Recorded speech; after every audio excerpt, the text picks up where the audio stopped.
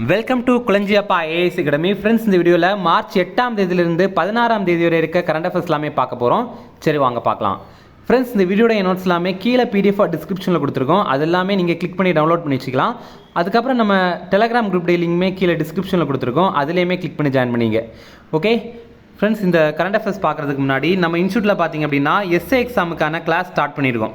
இதற்கான கிளாஸஸ் பார்த்திங்க அப்படின்னா ஓப்பன் கோட்டாக்கும் கிளாஸஸ் இருக்குது. அதே மாதிரி டிபார்ட்மெண்டல் எக்ஸாமுக்கும் டிபார்ட்மெண்டல் கோட்டாக்குமே கிளாஸஸ் இருக்குது. நம்ம இன்ஸ்டியூட்டில் கிளாஸஸ் இந்த மாதம் 27ஆம் தேதி ஸ்டார்ட் பண்ணுறோம். நம்ம இன்ஸ்டியூட்டில் ஆன்லைன் கிளாஸஸும் இருக்குது, அதே மாதிரி ஆஃப்லைன் கிளாஸஸும் இருக்குது. நீங்கள் நேரடியாக நம்ம இன்ஸ்டியூட்டில் வந்து ஜாயின் பண்ணி படிக்கணும் அப்படின்னா நம்ம இன்ஸ்டியூட்டுடைய ஹெட் ஆஃபீஸ் சென்னை அண்ணா நகரில் இருக்குது, அங்கே வந்து படிக்கலாம். நம்ம இன்ஸ்டியூட்டில் இதை தவிர ஆன்லைன் கிளாஸஸ் கூட இருக்குது. நம்ம இன்ஸ்டியூட்டில் ரொம்பவே தரமான பாட புத்தகங்களும் இருக்குது. அதே மாதிரி நிறைய டெஸ்ட்டுமே நடக்கும். நம்ம இன்ஸ்டியூட்டில் நிறைய பேர் இது வரைக்கும் எஸ்ஏ எக்ஸாம் பாஸ் பண்ணியிருக்காங்க. நீங்களுமே நம்ம இன்ஸ்டியூட்டில் ஜாயின் பண்ணி எஸ்ஏ எக்ஸாம் பாஸ் பண்ணிக்கலாம். ஓகே, நீங்கள் ஜாயின் பண்ணோம் அப்படின்னா ஸ்க்ரீனில் தெரியுற 2 நம்பருக்கு கால் பண்ணி பேசிக்கலாம். ஓகே, நீ வாங்க பார்க்கலாம். ஃபஸ்ட்டு 71வது உலக அழகி போட்டி எங்கு நடைபெற்றது? இதற்கான ஆன்சர் இந்தியா. நம்ம இந்தியாவில் இப்போ 71வது உலக அழகி போட்டி நடைபெற்றது. இங்கிலீஷில் இதை மிஸ் வேர்ல்டு போட்டி அப்படின்னு சொல்லுவாங்க. இதே மாதிரி மிஸ் யூனிவர்ஸ் அப்படிங்கிறது நடக்கும். அதுவுமே உலக அழகி போட்டி தான், ஆனால் அது வேறு இது வேறு. ஓகேவா? இது இப்போ எங்கே நடைபெற்றது அப்படின்னா மகாராஷ்டிராவில் மும்பையில் தான் நடைபெற்றது. இதில் உலக அழகி பட்டம் வென்றவங்க கிறிஸ்டினா பிஸ்கோவா அப்படிங்கிறவங்க. இந்த பிக்சரில் நீங்கள் பார்க்குறீங்கல்ல, இந்த சேரில் உட்காந்துருக்கவங்க தான் அவங்க.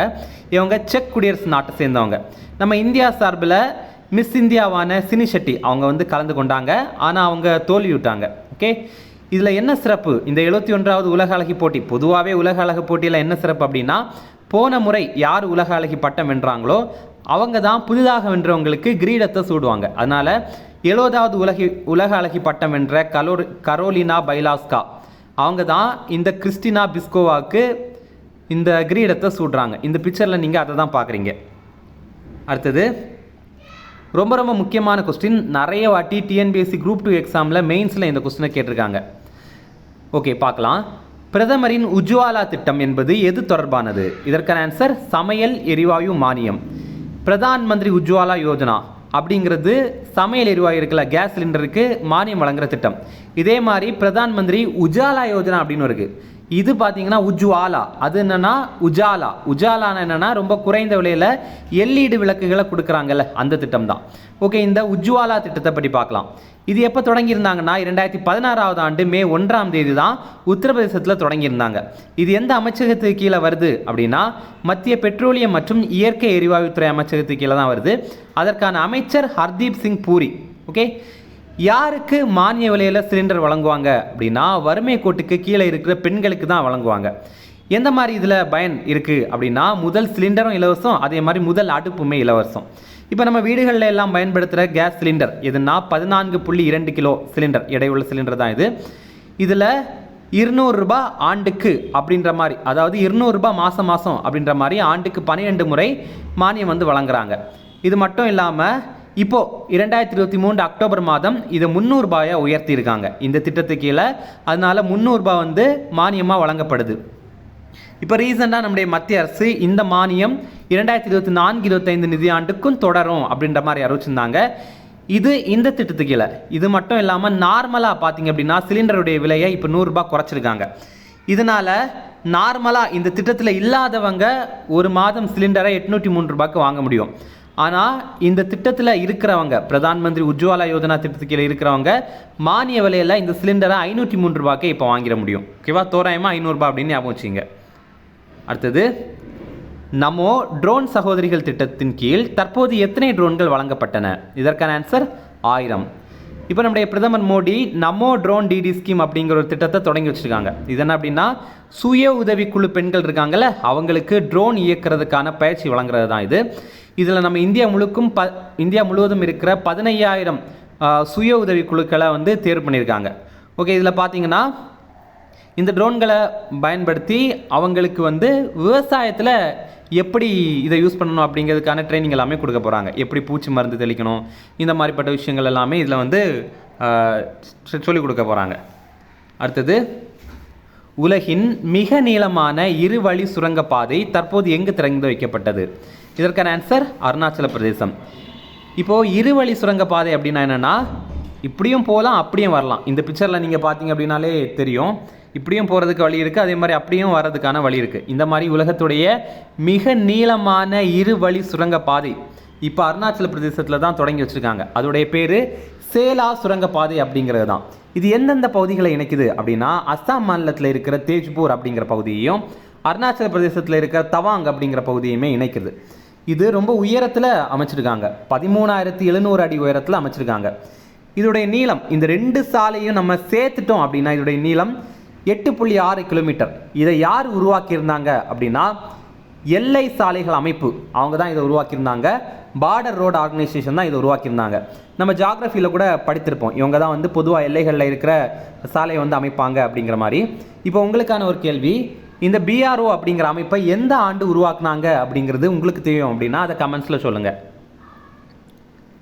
அடுத்தது, அக்னிகுல் காஸ்மோஸ் என்ற தனியார் நிறுவனம் உருவாக்கிய ராக்கெட் எது? இதற்கான ஆன்சர் அக்னிபான்.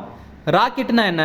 நம்ம சேட்டலைட் எல்லாத்தையுமே விண்வெளிக்கு கொண்டு செலுத்துகிற அந்த கருவியுடைய பேர் தான் ராக்கெட் அப்படிங்கிறது. இப்போது அக்னிகுல் காஸ்மோஸ் அப்படிங்கிற தனியார் நிறுவனம் அக்னிபான் அப்படிங்கிற ஒரு ராக்கெட்டை உருவாக்கியிருக்காங்க. இது எந்த மாதிரிப்பட்டது அப்படின்னா, இது 18 மீட்டர் நீளம் கொண்டது, 1.3 மீட்டர் அகலம் கொண்டது. இதனால் செயற்கைக்கோளை விண்ணில் செலுத்த முடியும். எவ்வளவு அப்படின்னா 100 கிலோ அளவிலான செயற்கைக்கோளை தான் விண்ணில் செலுத்த முடியும். இது பார்த்திங்க அப்படின்னா ரொம்ப தூரம்னால இதுக்காக போக முடியாது. இதனால் பார்த்தீங்கன்னா ஒரு 700 கிலோமீட்டர் தொலைவில் மட்டும்தான் போக முடியும். இது அக்னிகுல் காஸ்மோஸ் அப்படிங்கிற அமைப்பு தான் உருவாக்கியிருக்காங்க. இது ஒரு தனியார் அமைப்பு, ஆனால் இது ஐஐடி மெட்ராஸ் கீழே தான் அமைக்கப்பட்டிருக்கு. நம்ம இந்தியாவுடைய முதல் தனியார் ராக்கெட் எது அப்படின்னா விக்ரம் எஸ் அப்படிங்கிறது. நிறைய பேர் இந்த அக்னிபான் அப்படிங்கிறது தான் இந்தியாவுடைய முதல் தனியார் ராக்கெட் அப்படின்னு நினச்சிருவாங்க. கிடையாது. 2022 ஆண்டே நவம்பர் மாதம் விக்ரம் எஸ் அப்படிங்கிற தனியார் ராக்கெட்டை வந்து உருவாக்கியிருந்தாங்க. இதை உருவாக்கின அமைப்பு ஸ்கை ரூட் ஏரோஸ்பேஸ் அப்படிங்கிறது தான். அடுத்தது ரொம்ப ரொம்ப முக்கியமான ஒரு கொஸ்டின், குடியுரிமை திருத்த சட்டம் 2019 எந்த மதத்தினரை சேர்க்கவில்லை? இதற்கான ஆன்சர் இஸ்லாமியர்கள். இதில் பாருங்கள், சிஏஏ சிட்டிசன்ஷிப் அமெண்ட்மெண்ட் ஆக்ட் 2019 படி பார்க்கலாம். 2019 ஆண்டே இதை கொண்டு வந்திருந்தாங்க, ஆனால் இப்போ தான் அதை நடைமுறைப்படுத்தியிருக்காங்க. இது நம்ம சிட்டிசன்ஷிப் ஆக்ட் இருக்குல்ல, குடியுரிமை சட்டம் 1995 திருத்தி இருக்காங்க. அதை திருத்தி தான் இதை இப்போ கொண்டு வந்திருக்காங்க. ஓகேவா? இதில் என்ன சொல்கிறாங்க அப்படின்னா, டிசம்பர் 31 2014 ஆண்டுக்கு முன்னாடி ஆப்கானிஸ்தான், பங்களாதேஷ், பாகிஸ்தான் இந்த நாடுகள்லேருந்து வந்தவங்களுக்கு குடியுரிமை கொடுக்கணும் அப்படிங்கிறதான் சொல்கிறாங்க. ஆனால் எல்லாருக்கும் கிடையாது, மத சிறுபான்மையினர்களுக்கு மட்டும்தான். மத சிறுபான்மையினர் அப்படின்னா நம்ம இந்தியாவை பொறுத்த வரைக்கும் பார்த்தீங்கன்னா இந்தியாவில் அதிகமாக இந்து மக்கள் தான் இருக்காங்க. அப்போது இஸ்லாமியர்கள், அதுக்கப்புறம் கிறிஸ்தவர்கள், அப்புறம் பௌத்த மதத்தை சேர்ந்தவங்க, அதுக்கப்புறம் ஜெயின மதத்தை சேர்ந்தவங்க, இவங்க எல்லாம் மத சிறுபான்மையினர்கள். ஆனால் ஆப்கானிஸ்தான், பங்களாதேஷ், பாகிஸ்தான் இந்த நாடுகள்லாம் பார்த்தீங்க அப்படின்னா அங்கே அதெல்லாம் அதிகமான முஸ்லீம் மக்கள் அதிகமாக வாழ்கிற பகுதி. அங்கெல்லாம் யார் மத சிறுபான்மையினர் அப்படின்னா இந்துக்கள், கிறிஸ்தவர்கள், சீக்கியர்கள், புத்த மதத்தினர்கள், அதுக்கப்புறம் சமண மதத்தினர்கள், பார்சி மதத்தினர்கள், இவங்க எல்லாம் தான் சிறுபான்மையினர்கள். இவங்க எல்லாம் தான் அங்கே மத சிறுபான்மையர்கள். அவங்க இந்த டைமில் இந்தியாவுக்குள்ளே வந்தாங்க அப்படின்னா அவங்களுக்கு நம்ம குடியுரிமை கொடுக்கலாம் அப்படிங்கிறத பற்றி தான் சொல்கிறாங்க. ஆனால் இஸ்லாமியர்கள் அங்கேருந்து இங்கே வந்தாங்க அப்படின்னா அவங்களுக்கு குடியுரிமை கொடுக்கணுமா அப்படிங்கிறத பற்றி அவங்க குறிப்பிடவில்லை. ஓகேவா? இதுதான் இப்போது இந்தியா ஃபுல்லுமே ஒரு பெரிய ப்ராப்ளமாக க்ரியேட் ஆகிட்டு இருக்கு. இதில் இன்னொரு விஷயம் பார்த்திங்க அப்படின்னா சிஏஏ 2019 அப்படிங்கிற ஒரு செயலியை மத்திய உள்துறை அமைச்சகம் வந்து அறிமுகம் பண்ணியிருக்காங்க. பொதுவாகவே குடியுரிமை அப்படிங்கிற விஷயமே மத்திய உள்துறை அமைச்சகத்துக்கு கீழே தான் வருது. அடுத்தது, இந்தியாவின் முதல் உயர்த்தப்பட்ட விரைவு சாலை எங்கு அமைக்கப்பட்டது? இதற்கான ஆன்சர் ஹரியானா டு டெல்லி. இதோடைய பேர் என்ன அப்படின்னா துவாரகா விரைவு சாலை அப்படிங்கிறது.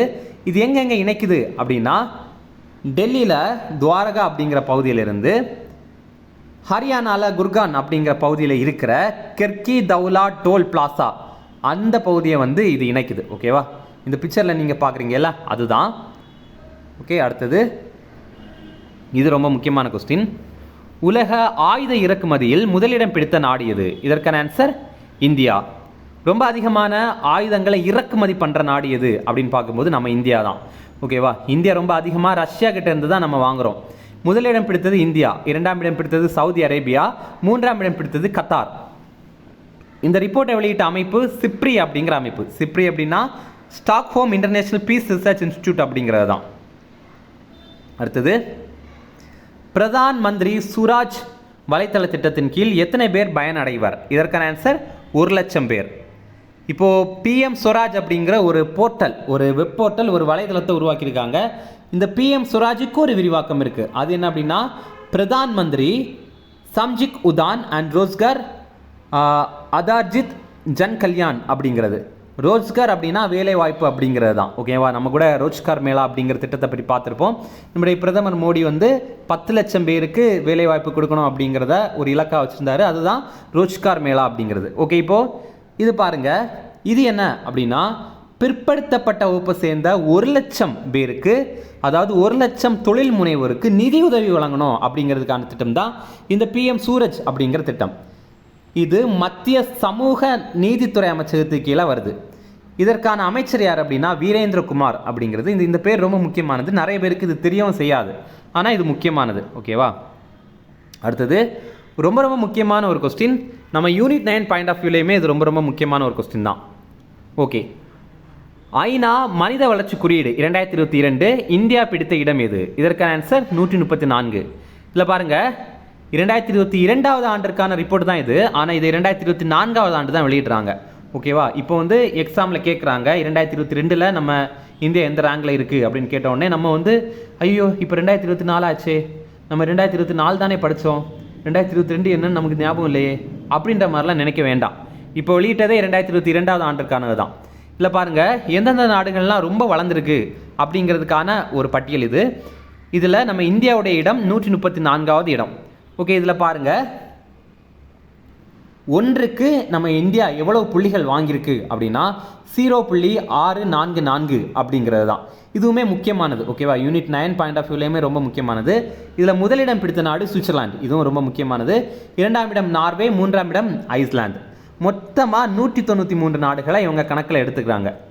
இதில் 3 விஷயங்களை இவங்க நோட் பண்ணுறாங்க. முதல்ல வாழும் காலம். நம்ம இந்தியாவில் இப்போ வாழும் காலம் எவ்வளோ எதிர்பார்க்கப்படுது அப்படின்னா, ஒருத்தர் 67.7 ஆண்டுகள் வரைக்கும் வாழ்கிறாங்க ஆவரேஜாக அப்படின்ற மாதிரி எதிர்பார்க்கப்படுது. இரண்டாவதாக கல்வி பெறும் நிலை.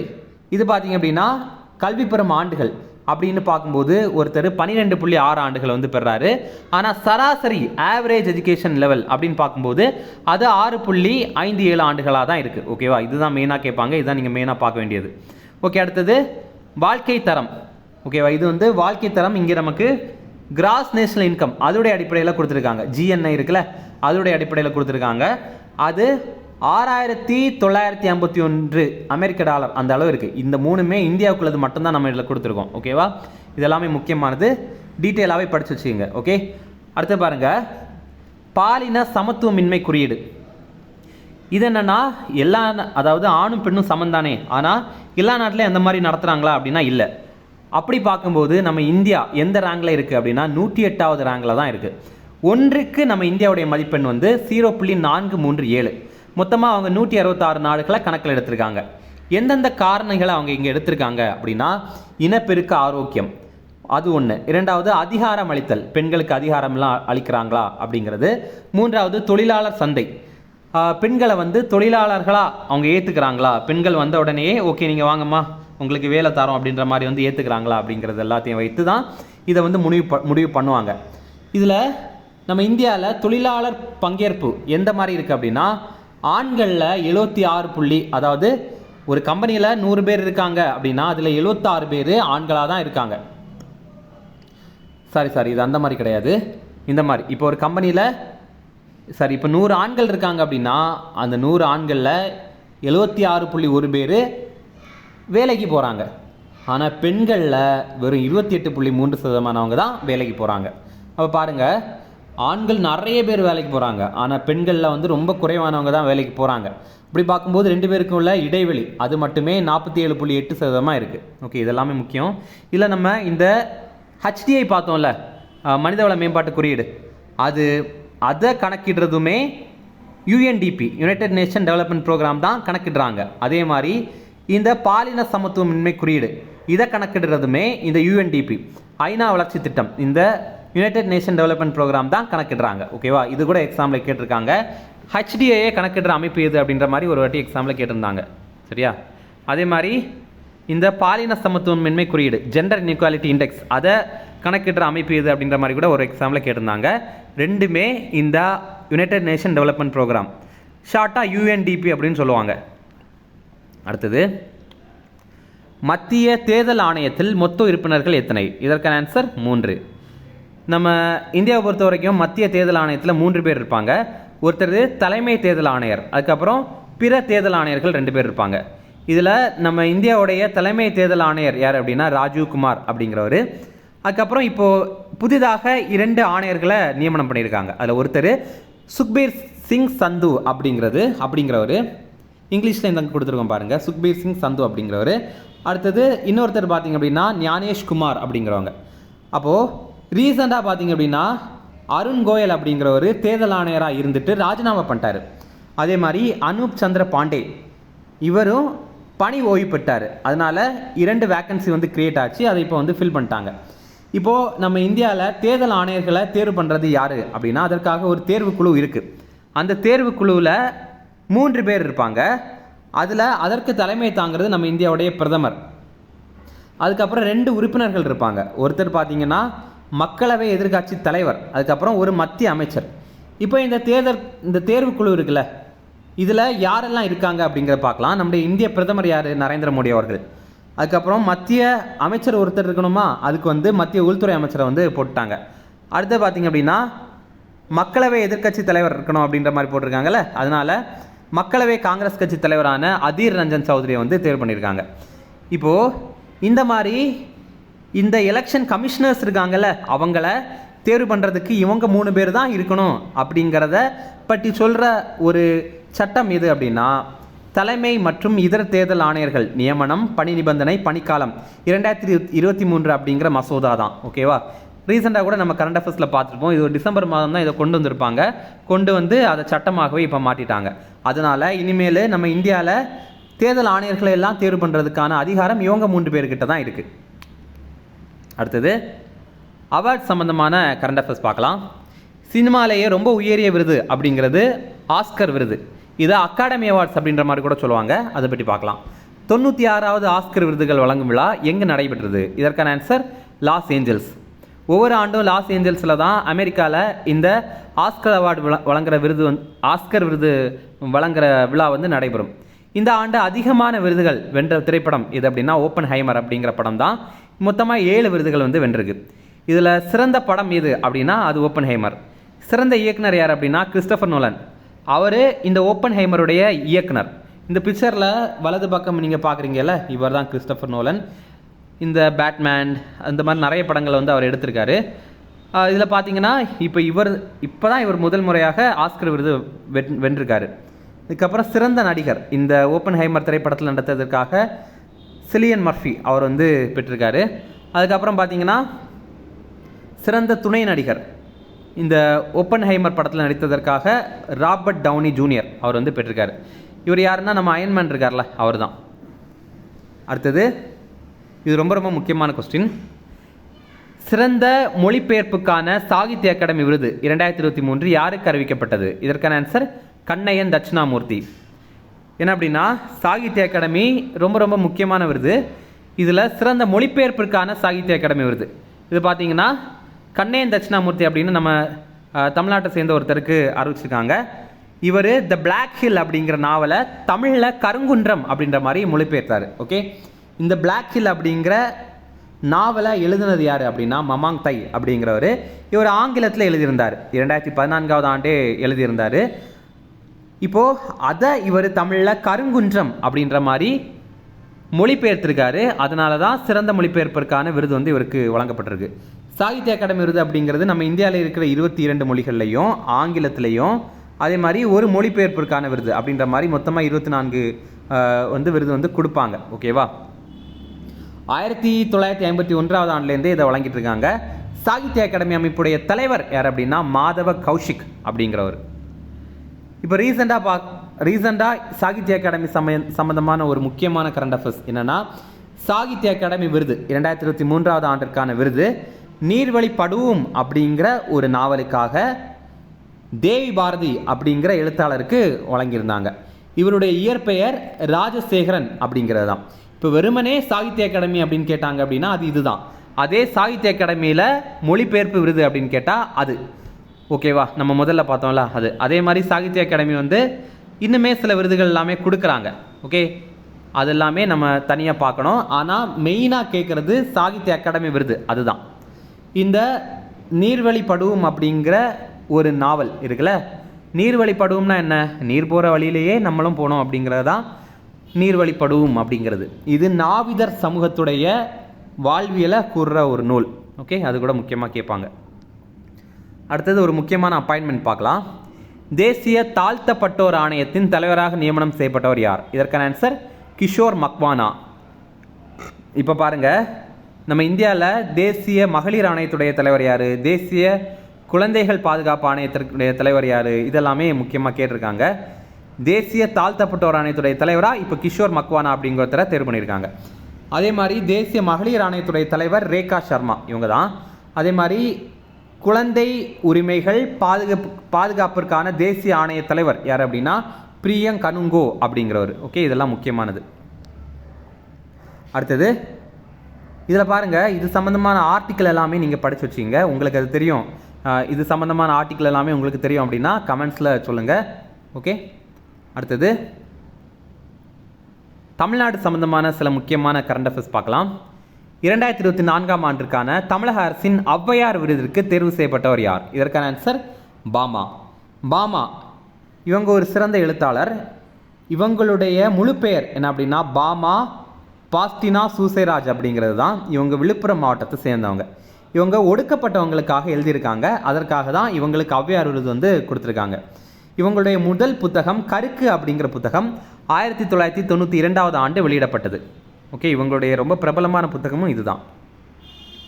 அடுத்தது தமிழக அரசின் கலைஞர் எழுதுகோள் விருது 2022 யாருக்கு அறிவிக்கப்பட்டது? இதற்கான ஆன்சர் VN சாமி. இல்லை பாருங்கள், கலைஞர் எழுதுகோள் விருது அப்படிங்கிறது நம்முடைய தமிழக அரசு சார்பில் வழங்கப்படுற விருது. இது சிறந்த பத்திரிகையாளர்களுக்கு வழங்கப்படுற விருது.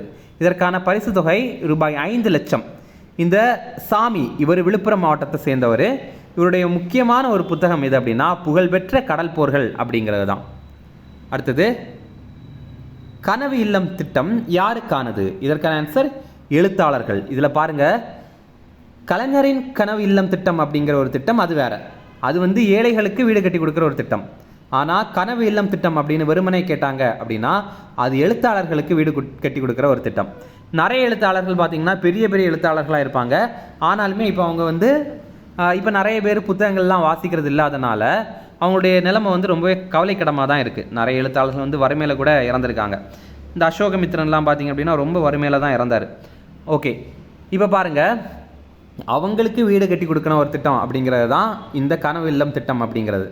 தமிழ்நாட்டை சேர்ந்த எழுத்தாளர்களுக்கு இதில் வீடு வழங்குவாங்க. ஆனால் அவங்க முக்கியமான விருதுகள் வென்றிருக்கணும். ஞானபீட விருது, சாகித்ய அகாடமி விருது மாதிரி முக்கியமான விருதுகள் வென்றிருக்கணும்.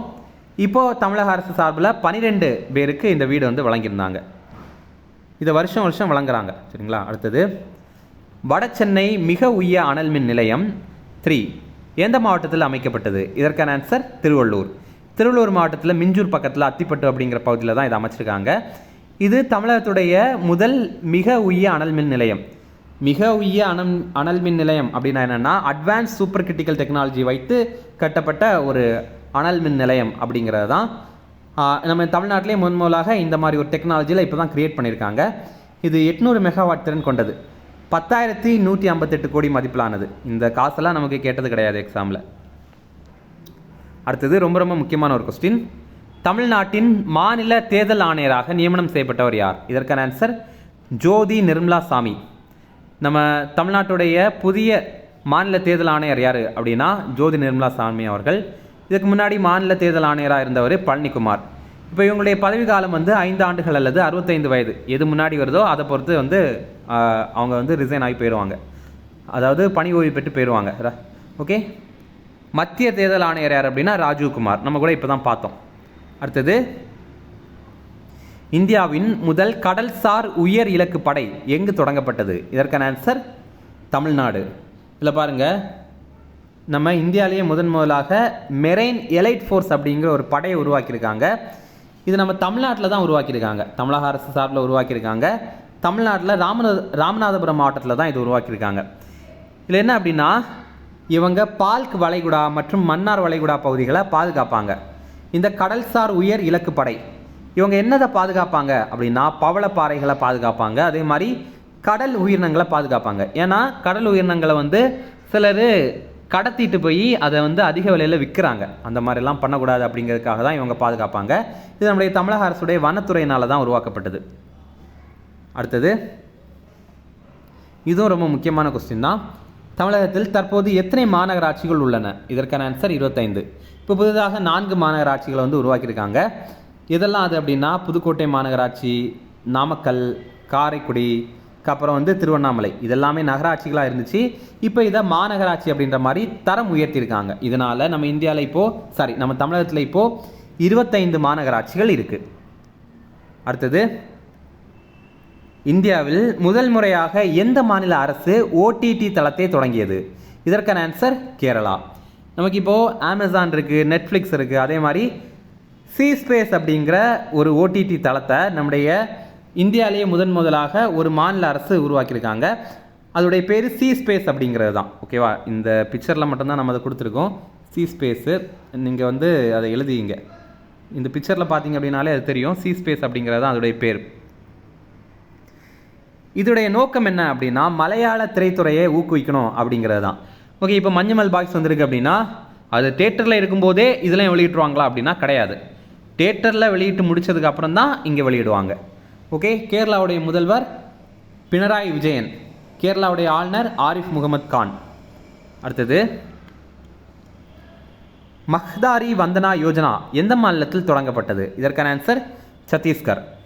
நம்ம தமிழ்நாட்டில் எப்படி மகளிர் உரிமை தொகை இருக்குதோ அதே மாதிரி சத்தீஸ்கரில் மஹ்தாரி வந்தனா யோஜனா அப்படிங்கிற ஒரு திட்டத்தை தொடங்கியிருக்காங்க. இதன் அப்படின்னா பெண்களுக்கு மாதம் வந்து 1000 ரூபாய் வழங்குகிற திட்டம்.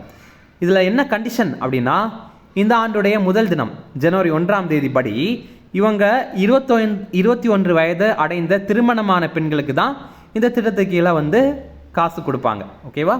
சத்தீஸ்கருடைய தலைநகர் ராஞ்சி அப்படிங்கிறது. சத்தீஸ்கருடைய முதல்வர் விஷ்ணு தியோ சாய் அப்படிங்கிறவர். சத்தீஸ்கருடைய ஆளுநர் பிஸ்வபூஷன் ஹரிச்சந்தன் அப்படிங்கிறவர். தற்போது ஹரியானா மாநிலத்தின் முதல்வராக பதவியேற்றவர் யார்? இதற்கான ஆன்சர் நயாப் சிங் சைனி.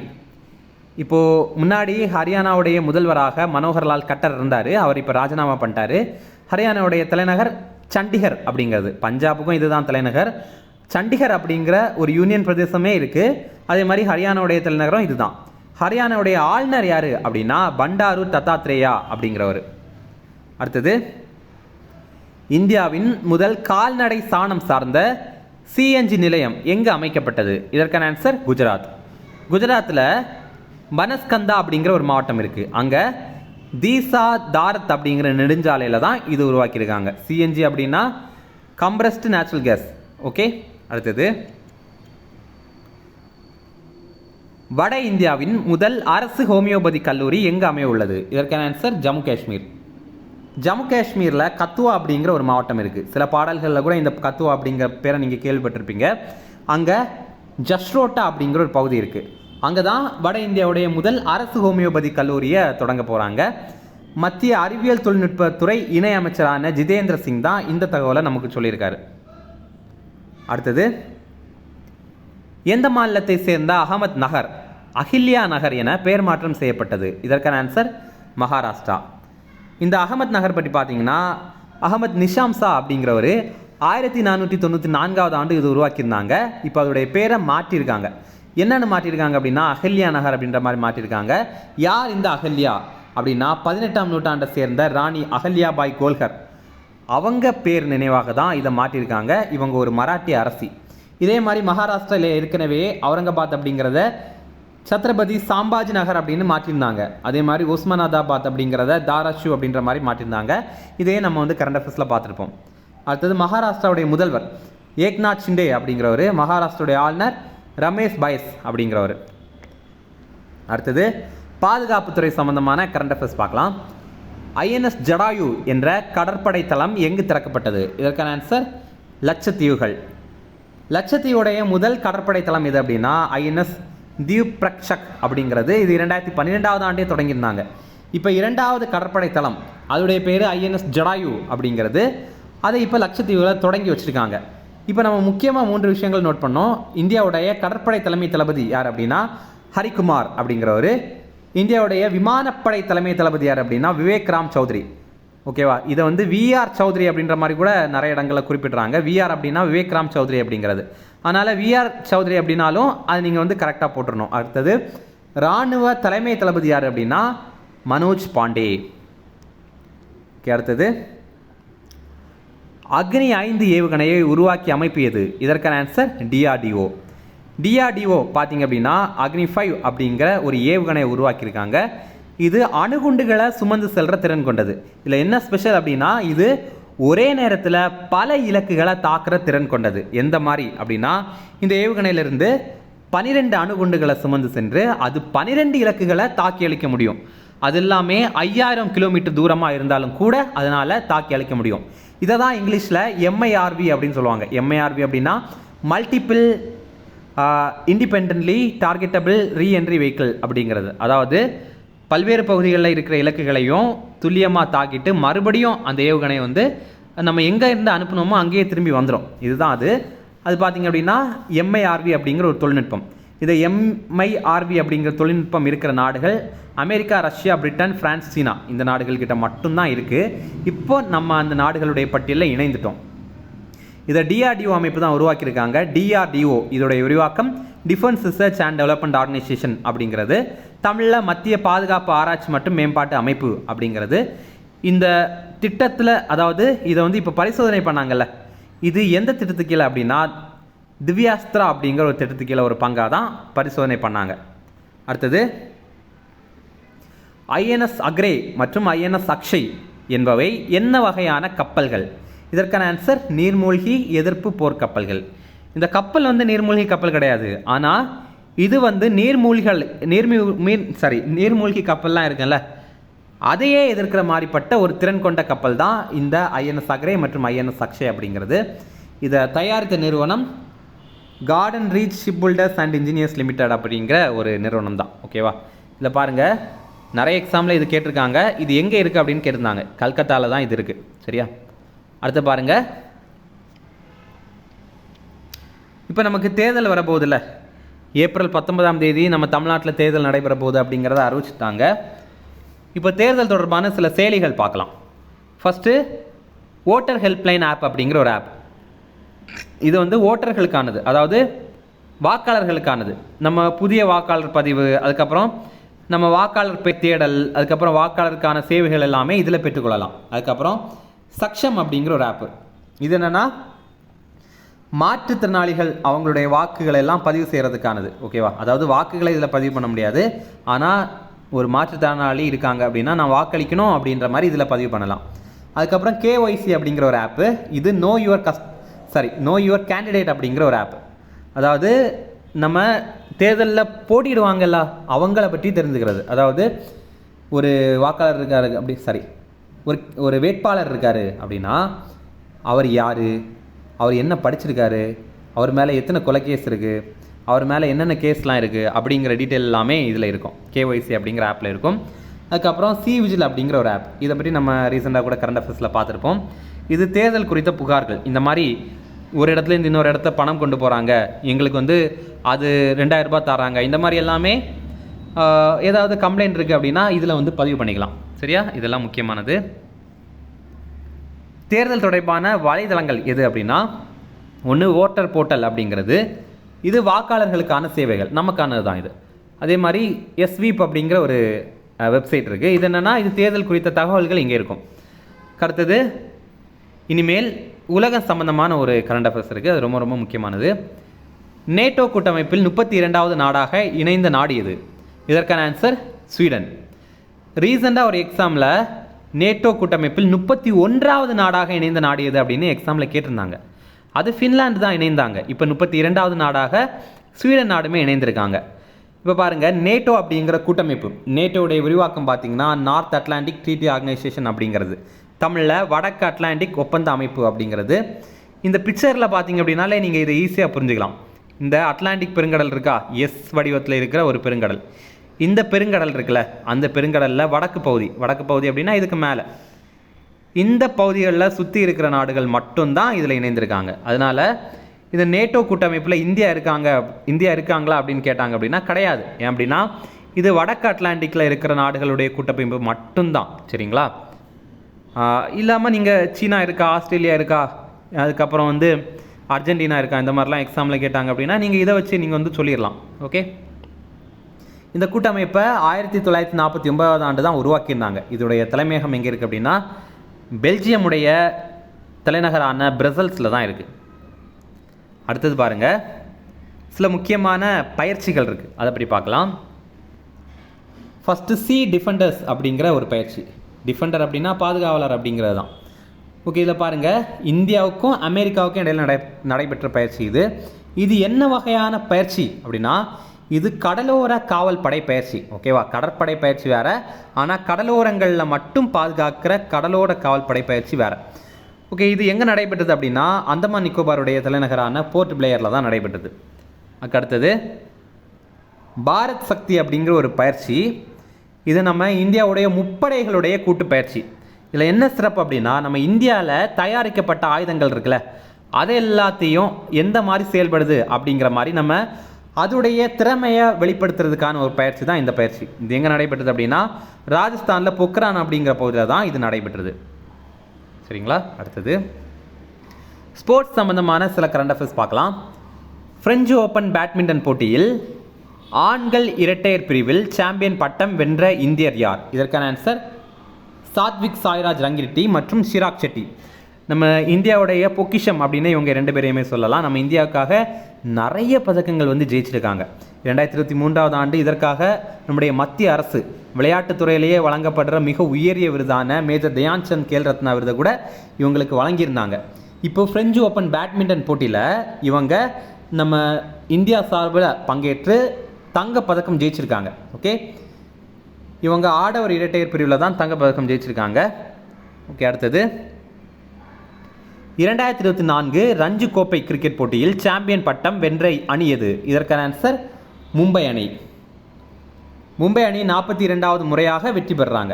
ரஞ்சி கோப்பை கிரிக்கெட் போட்டி அப்படிங்கிறது நம்ம இந்தியாவுக்குள்ளாடியே நடைபெற கிரிக்கெட் போட்டி. ரொம்ப அதிகமான முறை வென்ற அணி எது அப்படின்னா அதுவுமே மும்பை அணி தான்.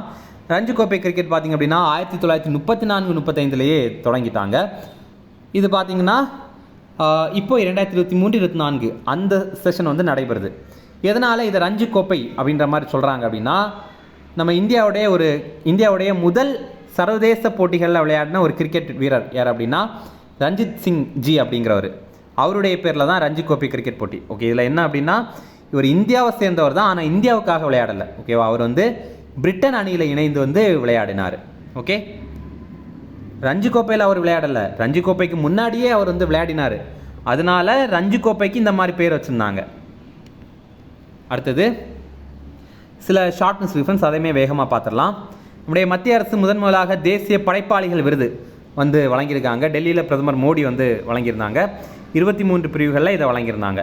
அதுக்கப்புறம் உன்னதி அப்படிங்கிற ஒரு திட்டம். உன்னதி அப்படின்னா உதர்பூர்வா டிரான்ஸ்ஃபர்மேட்டிவ் இண்டஸ்ட்ரியலைசேஷன் ஸ்கீம் அப்படிங்கிறது வடகிழக்கு பகுதிகளில் தொழில் மற்றும் வேலைவாய்ப்புகளை ஊக்குவிக்கணும் அப்படிங்கிறதுக்கான திட்டம். இதை வந்து 10,037 கோடி மதிப்பில் உருவாக்கியிருந்தாங்க. அதுக்கப்புறம் இந்தியா மற்றும் EFTA நாடுகள் கிட்ட இப்போது தடையற்ற வர்த்தக ஒப்பந்தத்தை வந்து கையெழுத்து போட்டாங்க. EFTA அப்படின்னா யூரோப்பியன் ஃப்ரீ ட்ரேட் அசோசியேஷன் அப்படிங்கிறது, தமிழில் ஐரோப்பிய நாடுகளின் தடையற்ற வர்த்தக கூட்டமைப்பு அப்படிங்கிறது. இந்த EFTAல இருக்கிற நாடுகள் எதெல்லாம் அப்படின்னா சுவிட்சர்லாந்து, நார்வே, ஐஸ்லாந்து மற்றும் லிஸ்டன்ஸ்டீன் அப்படிங்கிற ஒரு நாடு. இப்படி ஒரு நாடு இருக்குது தான், நமக்கு தான் அது நிறைய பேருக்கு தெரியாது. ஓகேவா? இதனால் அடுத்த 15 ஆண்டுகளில் $100 பில்லியன் அமெரிக்க டாலர் முதலீடுகள் வந்து பண்ணணும் அப்படிங்கிற ஒரு இலக்கை வச்சுருக்காங்க. அடுத்தது சலோ இந்தியா, அதாவது இந்தியாவுக்கு செல்வம் அப்படிங்கிற ஒரு பிரச்சாரத்தை நம்முடைய மத்திய அரசு வந்து தொடங்கியிருக்காங்க. இது என்ன அப்படின்னா நம்ம வெளிநாட்டில் வாழ்வாங்க எல்லாம் இந்தியர்கள், அவங்க ஒவ்வொருத்தங்களும் 5 வெளிநாட்டினர்களை இந்தியாவுக்கு சுற்றுலாவாக அழைத்து வரணும் அப்படிங்கிறதான் தான் இந்த திட்டம். ஓகேவா? இது திட்டம் கிடையாது, இது ஒரு பிரச்சாரம். இந்த மாதிரி நீங்கள் பண்ணுங்க அப்படின்ற மாதிரி அவங்கள வந்து நம்முடைய பிரதமர் மோடி எல்லாம் கேட்டுக்கொள்கிறாரு. அடுத்தது நம்ம இந்தியன் ஆர்மி பெண்களுக்காக 2 விளையாட்டு நிறுவனங்களை உருவாக்கியிருக்காங்க. இது அவ்வளோ முக்கியம் கிடையாது, லைட்டாக பார்த்துருந்தா போதுமானது. ஒன்று ஆர்மி மார்க்மேன்ஷிப் யூனிட் அப்படிங்கிறது, இது மத்திய பிரதேசத்துடைய மௌ அப்படிங்கிற பகுதியில் தொடங்கியிருக்காங்க.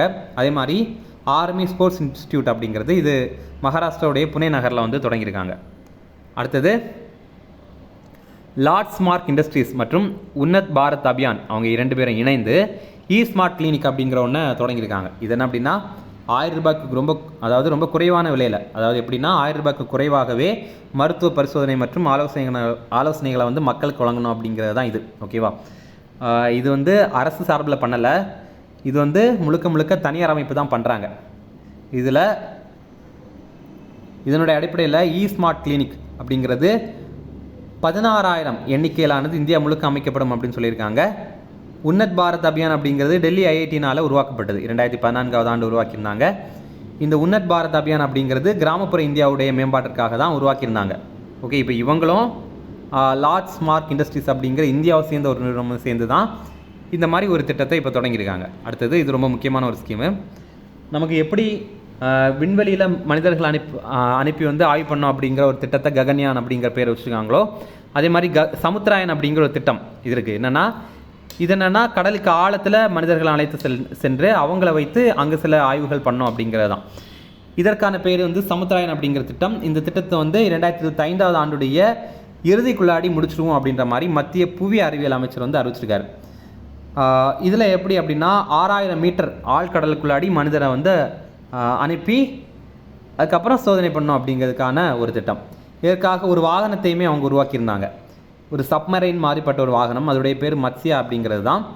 மத்திய புவி அறிவியல் அமைச்சர் யார் அப்படின்னா கிரண் ரிஜிஜு அப்படிங்கிறவர். இந்த மத்ஸ்யா 6000 அப்படிங்கிறத நீங்கள் கூகுளில் போட்டு பார்த்தீங்க அப்படின்னாலே அழகாக வந்துடும். ஓகேவா? அடுத்தது மத்திய அரசு செப்டம்பர் 17ஆம் தேதியை ஹைதராபாத் விடுதலை தினமாக கொண்டாடுறதுக்காக முடிவு பண்ணியிருந்தாங்க. முன்னாடியே அறிவிச்சிருந்தாங்க, இப்போ ரீசெண்டாக மறுபடியுமே ஒரு முறை சொல்லியிருக்காங்க. நிசாம் ஆட்சியிலிருந்து ஹைதராபாத் விடுதலை அடைந்த ஒரு தினம் தான் இந்த செப்டம்பர் 17ஆம் தேதி. 1948ஆவது ஆண்டு ஆப்ரேஷன் போலோ அப்படிங்கிற காவல்துறை நடவடிக்கை மூலமாக தான் அந்த இடத்த வந்து நம்ம இந்தியாவில் கைப்பற்றியிருந்தாங்க. அடுத்தது மொரீஷியஸ் நாட்டை சேர்ந்த 7வது தலைமுறை பீப்புளுக்கு ஓசிஐ அட்டையை வந்து அங்கீகரிச்சிருக்காங்க. அதாவது இவங்க எல்லாருமே இப்போது இந்தியாவிலேருந்து மொரீஷியஸில் வந்து இப்போ இருப்பாங்கள்ல, அவங்க எல்லாம் பல தலைமுறைகளாக அங்கே இருந்திருப்பாங்க. அப்படி பார்க்கும்போது 7வது தலைமுறை ஆன ஒருத்தங்களை கூட இப்போ மொரீஷியஸை சேர்ந்தவங்க அவங்க இந்தியாவை சேர்ந்தவங்க தான், அவங்க மூதாதையர்கள். ஆனால் இப்போ அவங்க மொரீஷியஸில் வாழ்ந்துட்டு இருக்காங்க. அவங்க 7வது தலைமுறை ஆகுது. அவங்களுக்கே வந்து ஓசிஐ அட்டையை வந்து கொடுக்குறாங்க. ஓசிஐ அப்படின்னா ஓவர்சீஸ் சிட்டிசன்ஷிப் ஆஃப் இந்தியா அப்படிங்கிறது தான். வெளிநாட்டு குடியுரிமை பெற்ற இந்திய வம்சாவளியினர் அப்படிங்கிற அங்கீகாரம் தான் இது. ஓகேவா? அடுத்து பார்த்திங்க அப்படின்னா ஆர்டிகிள் 201 படி உத்தராகண்டுடைய பொது சிவில் சட்டத்திற்கு குடியரசுத் தலைவர் வந்து ஒப்புதல் வழங்கியிருக்காங்க. பொதுவாகவே ஒரு மாநில அரசு ஏதாவது சட்டம் இயற்றியிருந்தாங்க அப்படின்னா அந்த மாநிலத்துடைய ஆளுநர் தான் அதற்கான அங்கீகாரம் கொடுப்பாங்க, அதற்கான அப்ரூவல் கொடுப்பாங்க. ஆனால் சில நேரங்களில் இதை ரிசர்வ் பண்ணிவிட்டு குடியரசுத் தலைவருக்கு ஸ்ட்ரைட்டாக அனுப்பிடுவாங்க. அப்படி தான் இந்த உத்தராகண்டுடைய civil code, uniform civil code இருக்குல்ல, பொது சிவில் சட்டத்தை வந்து ஸ்ட்ரைட்டாகவே திரௌபதி முர்மு அவர்களுக்கு அனுப்பியிருந்தாங்க. அவங்க அதுக்கு ஒப்புதல் கொடுத்துட்டாங்க. ஓகே, அடுத்தது நம்முடைய தமிழக அரசு சார்பில் பார்க்கும்போது முன்னாள் படை வீரர்களுக்கு வீட்டு வரி சலுகை அப்படிங்கிற ஒரு விஷயத்தை வந்து அறிமுகம் பண்ணியிருக்காங்க. நடப்பு நிதியாண்டில் குடியிருப்பு சொத்து மற்றும் வீட்டு வரி தொகையை திரும்ப வழங்குகிற ஒரு திட்டம். அதாவது ஏற்கனவே அவங்க கொடுத்துருந்த இந்த வரியை நம்முடைய தமிழக அரசு சார்பில் அவங்க திருப்பி கொடுத்துட்றாங்க. இந்தப்பா நீங்களே வச்சுங்க, நீங்கள் நம்ம நாட்டுக்கு வேண்டி எவ்வளோ பண்ணியிருக்கீங்க, உங்கள்கிட்ட போய் வரி வாங்கலாமா, நாங்கள் வாங்கினது எங்கள் தப்பு தான், நாங்கள் உங்களுக்கு திருப்பி தந்துடுறோம் அப்படின்ற மாதிரி திருப்பி கொடுக்குறது தான் இந்த திட்டம். இது முன்னாள் படை வீரர்களுக்கும் பொருந்தும் அப்படின்ற மாதிரி சொல்லியிருக்காங்க. அடுத்தது மத்திய வெளியுறவுத்துறை செயலர் யார் அப்படின்னா வினய் மோகன் குவாத்ரா. இப்போ நம்ம மத்திய வெளியுறவுத்துறை அமைச்சர் அப்படின்னா ஜெய்சங்கர் இருக்கார். அதே மாதிரி மத்திய வெளியுறவுத்துறை செயலாளர் யார் அப்படின்னா வினய் மோகன் குவாத்ரா, ஃபாரின் செக்ரட்டரி. அவருடைய பதவி காலத்தை இன்னும் ஒரு 6 மாதங்கள் நீட்டிச்சிருக்காங்க. அதனால் இந்த ஆண்டு அக்டோபர் 31ஆம் தேதி வரைக்கும் இவர் தான் பதவியில் இருப்பார். அதுக்கப்புறம் ஒரே நாடு ஒரே தேர்தல் அப்படிங்கிற ஒரு பாசிபிலிட்டி நம்ம இந்தியாவில் அந்த மாதிரி ஒரே நாடு ஒரே தேர்தல் அப்படிங்கிற மாதிரி தேர்தல் நடத்த முடியுமா அப்படிங்கிறதுக்காக ஆய்வு பண்ணுறதுக்காக நம்முடைய முன்னாள் குடியரசுத் தலைவர் ராம்நாத் கோவிந்த் தலைமையில் ஒரு குழுவை உருவாக்கியிருந்தாங்க. இப்போ அந்த குழு ஆய்வு பண்ணிவிட்டு அதற்கான அறிக்கையை நம்முடைய குடியரசுத் தலைவர்கிட்ட ஒப்படைச்சிருக்காங்க. அடுத்தது இந்திய பாராலிம்பிக் கமிட்டியுடைய தலைவராக தேவேந்திர ஜஜாரியா அப்படிங்கிற ஒருத்தரை தேர்வு பண்ணியிருக்காங்க. அடுத்தது நம்முடைய குடியரசுத் தலைவர் இப்போ மாநிலங்களவை உறுப்பினராக சுதாமூர்த்தி இருக்காங்கல்ல, அவங்கள வந்து நியமனம் பண்ணியிருக்காங்க. இன்ஃபோசிஸ் நாராயணமூர்த்தியுடைய மனைவி தான் இவங்க. குடியரசுத் தலைவர்னால ராஜ்யசபாவில் 12 பேரை நியமனம் பண்ண முடியும். மொத்தமாக ராஜ்யசபாவில் 250 மெம்பர்ஸ் இருப்பாங்க. அதில் 238 பேரை தேர்தல் மூலமாக தேர்ந்தெடுப்பாங்க. 12 பேரை வந்து நியமனம் பண்ணுவாங்க. நம்ம இளையராஜா எல்லாம் கூட அப்படி தான் இருக்கார். ஓகே, நியமனம் பண்ணி தான் இருக்கார். இப்போ பார்த்தீங்கன்னா இந்த சுதா மூர்த்தி அவங்கள குடியரசுத் தலைவர் வந்து நியமனம் பண்ணியிருக்காங்க. இவங்களுடைய பதவிக்காலம் வந்து 6 ஆண்டுகளாக இருக்க போகுது. அடுத்தது இம்பார்ட்டன்ட் டேஸ் பார்த்திங்க அப்படின்னா உலக பெண்கள் தினம் மார்ச் 8ஆம் தேதி. இந்த ஆண்டுக்கான கருப்பொருள் பெண்களின் முதலீடு செய்யுங்கள். சரி, இது பெண்களில், சரியா, பெண்களில் முதலீடு செய்யுங்கள், முன்னேற்றத்தை வேகப்படுத்துங்கள் அப்படிங்கிறது. அடுத்தது CISF எழுச்சி தினம். இது மார்ச் 10ஆம் தேதி. CISF அப்படின்னா சென்ட்ரல் இண்டஸ்ட்ரியல் செக்யூரிட்டி ஃபோர்ஸ் அப்படிங்கிறது. தமிழில் மத்திய தொழிற்சாலைகள் பாதுகாப்பு படை அப்படிங்கிறது ரொம்ப ரொம்ப முக்கியமான ஒரு படை. பாருங்கள், நம்ம SSC GD எக்ஸாம்லாம் பார்த்திங்க அப்படின்னா சென்ட்ரல் கவர்மெண்ட்டில் சார்பில் கால் ஃபார் பண்ணுவாங்க. ஒரு 40,000 வேக்கன்சி, 50,000 வேக்கன்சி, அந்த மாதிரி ரொம்பவே ஹெவியான வேக்கன்சி வரும். ஆனால் வந்து இந்த CISFல வந்து நிறைய மார்க் கிடச்சிச்சு அப்படின்னா CISF வந்து எல்லாருக்குமே கிடச்சிடும். அதில் வந்து எக்ஸாம் அப்ளை பண்ணும்போது இந்த CISF எங்களுக்கு வேணும் அப்படின்னு கொடுத்தாங்க அப்படின்னா அவங்களுக்கு CISF கிடைக்கும். ரெண்டாவது ப்ரெஃபரன்ஸ் வந்து அடுத்தடுத்துன்னு கொடுத்துக்கலாம். அவங்க வந்து மார்க் கம்மியாக எடுக்க அவங்க கேட்டிருக்க ப்ரெஃபரன்ஸ் வந்து கொடுப்பாங்க. இது இது வந்து SSC GD எக்ஸாம் வந்து அப்ளை பண்ணும்போதே கொடுத்துருவாங்க. ஆனால் நம்ம தமிழ்நாட்டில் பார்த்திங்க அப்படின்னா நிறைய பேருக்கு இந்த CISF அப்படின்னாலே என்னன்னு தெரியாது. அதனால் அவங்க இந்த CISF கொடுக்காம BSF மாதிரி டஃப்பான வேலைக்கு கொடுத்துருவாங்க. அதனால் BSFல எல்லாம் பார்த்திங்க அப்படின்னா பங்களாதேஷ் மற்றும் பாகிஸ்தானில் பார்டரில் வந்து இங்கே நிற்க வேண்டியது இருக்குது. இப்போ CISFல மட்டும் அவங்க செலக்ட் பண்ணிட்டாங்க அப்படின்னா அவங்களுக்கு ரொம்பவே பாதுகாப்பான வேலை தான். ஏன்னா ஏர்போர்ட்டு, அதுக்கப்புறம் வந்து அணு உலைகள்லாம் இருக்குல்ல, அதோடைய வெளியில் பாதுகாப்புக்காக நிறுத்தப்படுற வீரர்கள் தான் இந்த CISF வீரர்கள். ஓகே, இப்போ இந்த கான்செப்டுக்கு வரலாம். CISF உடைய எழுச்சி தினம், அதாவது CISF உடைய உருவாக்க தினத்தை தான் அந்த மாதிரி சொல்கிறாங்க. CISF இதோடைய விரிவாக்கம் சென்ட்ரல் இண்டஸ்ட்ரியல் செக்யூரிட்டி ஃபோர்ஸ் அப்படிங்கிறது. தமிழில் மத்திய தொழிற்சாலைகள் பாதுகாப்பு படை அப்படிங்கிறது தான். 1969 ஆண்டு மார்ச் 10ஆம் தேதி இதை உருவாக்கியிருந்தாங்க. இது மத்திய உள்துறை அமைச்சகத்துக்கு கீழே தான் இருக்குது. இந்த CISF உடைய தலைமை இயக்குனர் யார் அப்படின்னா நினா சிங் அப்படிங்கிறவங்க. இந்த CISF உடைய முதல் தலைமை, அதாவது முதல் பெண் தலைமை இயக்குனர் யார் அப்படின்னா இந்த நினா சிங் அப்படிங்கிறவங்க தான். அடுத்தது சர்வதேச பெண் நீதிபதிகள் தினம். இது மார்ச் 10ஆம் தேதி. இப்போ ரீசெண்டாக கூட பார்த்திங்க அப்படின்னா உச்சநீதிமன்றத்துடைய முதல் பெண் நீதிபதியான ஃபாத்திமா பீவி அவங்க காலமானாங்க. அடுத்தது உலக கண் நீர் அழுத்த நோய் தினம். இது மார்ச் 12ஆம் தேதி. இதை வந்து குளுக்கோமா டே அப்படின்ற மாதிரி கூட சொல்லுவாங்க. இங்கிலீஷ்லேயே தமிழ்லேயே உலக குளுக்கோமா தினம் அப்படின்ற மாதிரி கூட சொல்கிறாங்க. ஓகே, இது என்ன, இதுக்கான கருப்பொருள் என்ன இந்த ஆண்டுக்கு அப்படின்னா கண் நீர் அழுத்த நோய் இல்லாத உலகத்திற்காக ஒன்றுபடுதல் அப்படிங்கிறது தான். அடுத்தது புகைப்பிடித்தல் எதிர்ப்பு தினம். இது மார்ச் 13ஆம் தேதி. ஒவ்வொரு ஆண்டும் மார்ச் 2வது புதன் வந்து இதை கடைபிடிக்கிறாங்க. இந்த ஆண்டு இந்த தினத்துக்கான கருப்பொருள் என்ன அப்படின்னா புகையிலை தொழிற்சாலைகளின் தலையிடுதலிலிருந்து குழந்தைகளை பாதுகாத்தல் அப்படிங்கிறது. ஏன்னா ஒரு புகையிலை தொழிற்சாலைக்கு அடுத்த கஸ்டமர் யார்? அடுத்த கஸ்டமரே வந்து குழந்தைங்க தான். அதனால் அவங்க குழந்தைகளை எப்படி மறுபடியும் வந்து சிகரெட் ஸ்மோக் பண்ண வைக்கலாம் அப்படின்ற மாதிரி தான் யோசிப்பாங்க. அப்போ அவங்களுடைய தலையிடுதலிருந்து குழந்தைகளை பாதுகாக்கணும் அப்படிங்கிறது தான் ஒரு கருப்பொருளாக வச்சுருக்காங்க. அடுத்தது சர்வதேச நதிகள் பாதுகாப்பு தினம். இது மார்ச் 14ஆம் தேதி. இந்த ஆண்டுக்கான கருப்பொருள் என்ன அப்படின்னா அனைவருக்கும் தண்ணீர் அப்படிங்கிறது தான். இதுவே உலக நீர்கள் தினம் அப்படிங்கிற மாதிரி, உலக நதிகள் தினம் அப்படிங்கிற மாதிரி ஒரு தினம் இருக்குது. அது செப்டம்பர் 24ஆம் தேதி. ரெண்டுமே வேறு வேறு தினம். இந்த நதிகள் தினத்திற்கு போன ஆண்டு கருப்பொருள் 2023ஆவது ஆண்டுக்கான கருப்பொருள் என்ன அப்படின்னா நதிகளுக்கான உரிமைகள் அப்படிங்கிறது தான், ரைட்ஸ் ஃபார் ரிவர்ஸ். இதை கூட நம்ம கரண்ட் அஃபேர்ஸில் பார்த்துருப்போம்.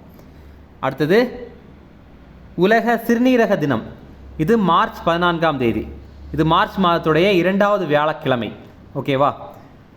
இந்த ஆண்டுக்கான கருப்பொருள் அனைவருக்கும் சிறுநீரக ஆரோக்கியம், பராமரிப்பு மற்றும் உகந்த மருந்து பயிற்சிக்கான சமமான அணுகலை மேம்படுத்துதல் அப்படிங்கிறது. ஓகே. அடுத்தது உலக கணித தினம். இது மார்ச் 14ஆம் தேதி. இந்த ஆண்டுக்கான கருப்பொருள் கணிதத்துடன் விளையாடுதல் அப்படிங்கிறது, பிளேயிங் வித் மேத். அதுவே தேசிய கணித தினம் அப்படிங்கிறது டிசம்பர் 22ஆம் தேதி. இது கணித மேதை ராமானுஜத்துடைய பிறந்த தினம். இதுக்கப்புறம் பை தினம். இது பாருங்கள், நம்ம மேக்ஸில் பை அப்படிங்கிறத பார்ப்போம்ல, அதோடைய வேல்யூ என்ன 3.14 அப்படிங்கிறது தோராயமாக நம்ம எடுத்துக்கிறோம். இதில் 3 அப்படிங்கிறத மாதமாகவும் 14 அப்படிங்கிறத டேட்டாகவும் எடுத்தோம் அப்படின்னா 3 அப்படிங்கிற மார்ச் மாதத்தில் 14ஆம் தேதியை நம்ம பை தினமாக கொண்டாடுறோம். இதே மாதிரி பை அப்ராக்சிமேஷன் டே அப்படிங்கிற மாதிரி ஒன்று இருக்குது. இதே பையை நம்ம 22/7 அப்படின்னு சொல்லுவோமா. இந்த 7 அப்படிங்கிறத ஜூலை மாதமாகவும் 22ஆம் தேதியை நம்ம வந்து ஜூலை 22ஆம் தேதி பை அப்ராக்சிமேஷன் டே அப்படின்ற மாதிரி கூட சொல்கிறோம். ஓகேவா, அதுதான் 2 மாதிரி இருக்குது இது. அடுத்தது ரொம்ப முக்கியமான ஒரு தினம், உலக நுகர்வோர் உரிமைகள் தினம். இது மார்ச் 15ஆம் தேதி. இந்த ஆண்டுக்கான கருப்பொருள் நுகர்வோருக்கு நியாயமான மற்றும் பொறுப்பான செயற்கை நுண்ணறிவு அப்படிங்கிறது தான். ஓகே, அடுத்தது உலக தூக்க தினம். ரொம்ப முக்கியமானது தூக்கம். இப்போ நிறைய பேர் வேலை அப்படின்னு ஒழுங்காக தூங்காமல் இருக்கிறாங்க. இதனால நிறைய நோய்களுமே வருது.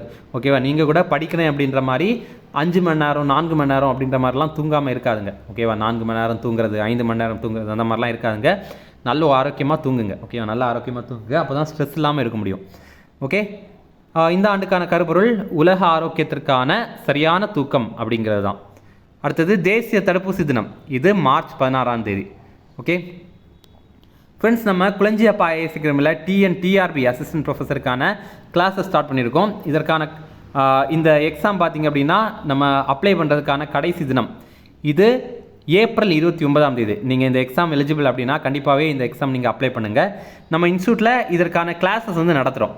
இதில் பார்த்திங்க அப்படின்னா history, Tamil, English, maths, physics, chemistry, commerce, computer science இந்தந்த சப்ஜெக்ட்டுக்கு எல்லாமே நம்ம வந்து அசிஸ்டன்ட் ப்ரொஃபஸர் இதுக்கு வந்து நடத்துகிறோம். நம்ம இன்ஸ்டியூட்டோடைய ஹெட் ஆஃபீஸ் சென்னை அண்ணா நகரில் இருக்குது.